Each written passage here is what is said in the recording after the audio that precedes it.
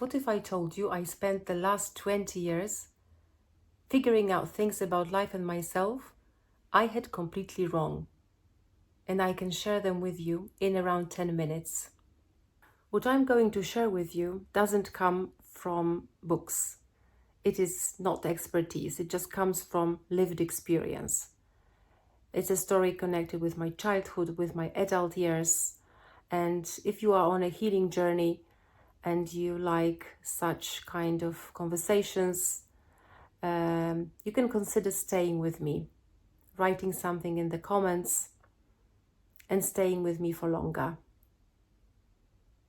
The first life lesson I took was this: don't wait for a better moment. You have one life. Don't wait until the conditions are perfect. Don't wait until you are ready. Just take the opportunity now. Don't wait for the new year. Don't wait for your birthday.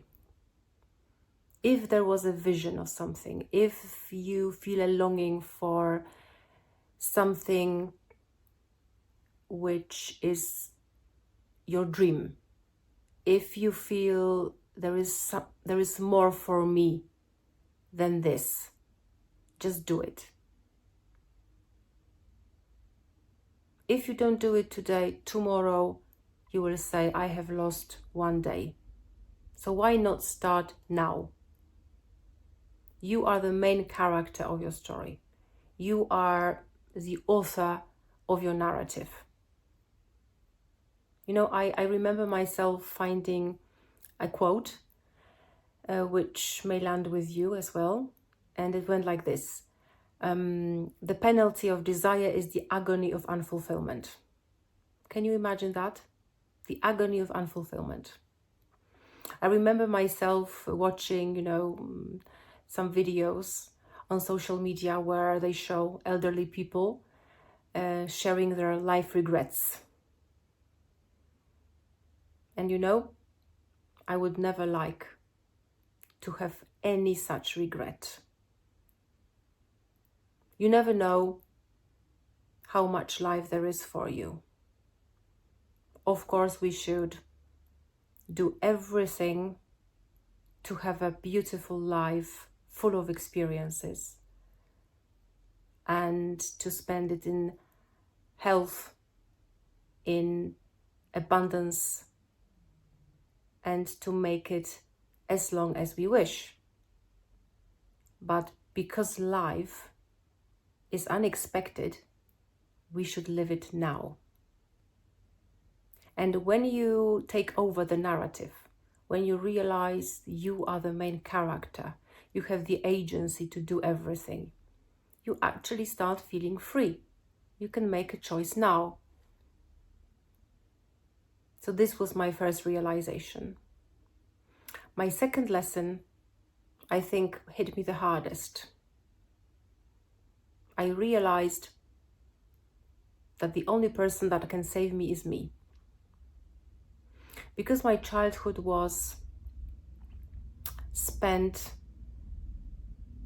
partly in absence, waiting, with rejection around, with many childhood wounds, with silence, I waited for someone to come, to love me more, to offer me more support, to give me more strength, to do something for me, so that I felt happier. And then I realized life is not about that. The more pain I felt, the more I realized that I am responsible for my own healing and I should do certain things for myself. There's nobody else coming. Nobody else. I shouldn't expect anyone to save me. The moment you stop waiting to be saved, something shifts. But you just have to change that way you're thinking. You can start today.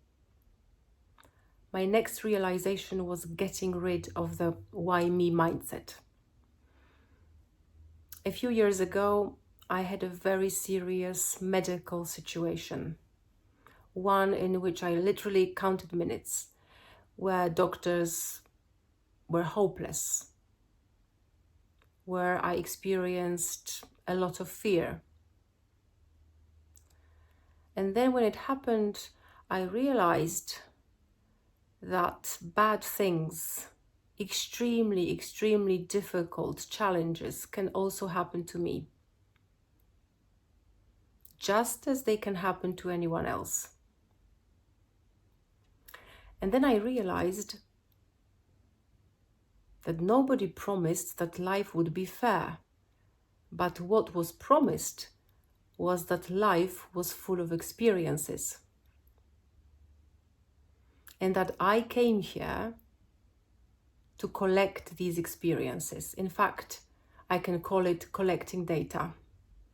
This was the contract of my soul. And then, gradually with time, I started shifting my mindset into the why not me mindset. And that's a game changer. That's a game changer. I wonder if it lands for you too. The next lesson is, if you want to change your life, you have to change. I once came across a saying somewhere in a public place. I wonder if you have seen it anywhere. You must make a choice to take the chance for the things to change.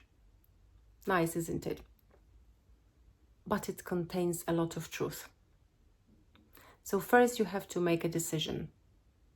Today, yes, I want to change my life. And a few years ago, I abandoned my former life.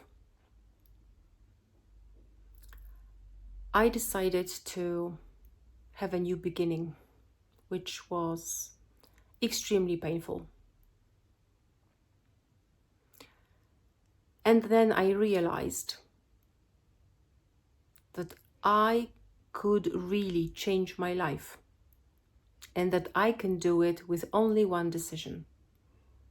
So, dear friend, today, maybe you are only one decision away. Think about it. My next realization is this: don't stay attached to pain for too long. Of course, our pain has to be acknowledged, it has to be given space, compassion, but when we start identifying with it, it's sometimes a huge problem. At some point, I started identifying with my wounds, and I kept identifying with them more and more. And one of the most healing things I learned was that I am not my thoughts, and neither are you. The next truth I would like to share with you is this: your greatest calling is often behind the doors that you are most afraid to open. Sometimes fear keeps you stuck.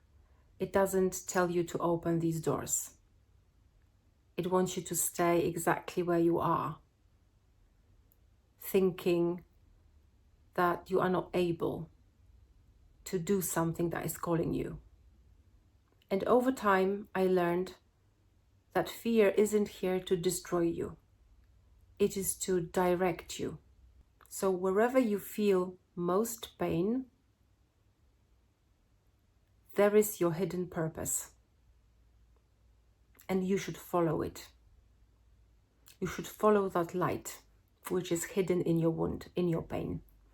The last lesson I would like to share with you is this: everything begins with self-love. And self-love comes from awareness.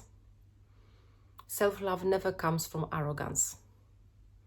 Self-love means self-trust, self-respect, and consciousness.